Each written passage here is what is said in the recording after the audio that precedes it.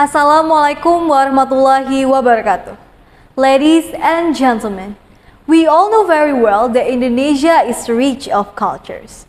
We have so many unique icons, dances, paintings, sculptures, traditions, and so on. The question, are those just limited to what's so-called with cultures?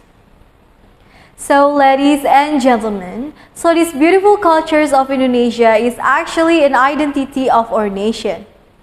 Our habit in society that grows from generation to generation is what creates cultures. With the national identity between one nation and other nations can be distinguished. Ladies and gentlemen, let me ask you a question. I am sure some of us have ever watched videos or news of foreigners claiming one of Indonesian cultures, right?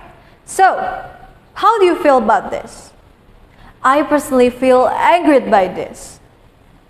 So many countries that want to claim our cultures.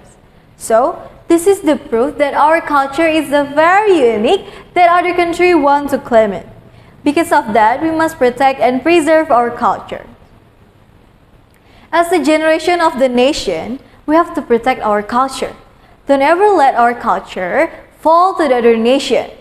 By preserving the culture indirectly, we have maintained our culture identity. How can we do this? How can we, as a young generation, protect our cultures? Of course, it's not by building the whole fence around our islands. So, it all depends on how we treat it, how we preserve it. So, that is others cannot claim our cultures anymore. Well, as you know guys, we have a many culture in Indonesia that must be protected. Talking about culture, it's the identity of a nation. Let me tell you more specific about the Indonesian traditional clothes that must be protected. What is that? That is batik. For your information, batik has been globally recognized after the batik has been inaugurated by UNESCO 2nd October 2009. That we celebrate as a National Batik Day and as one of the cultural heritage of Indonesia.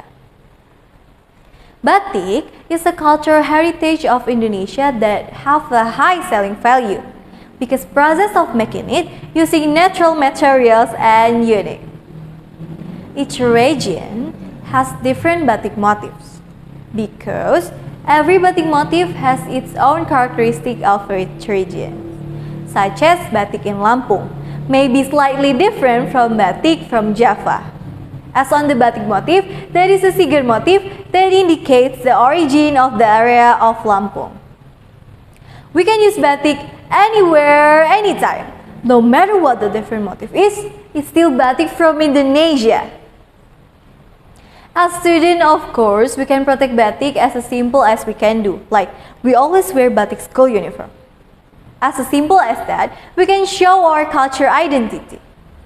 As you guys know, when we wear batik school uniform, yeah, exactly, we look so cool, like me right now.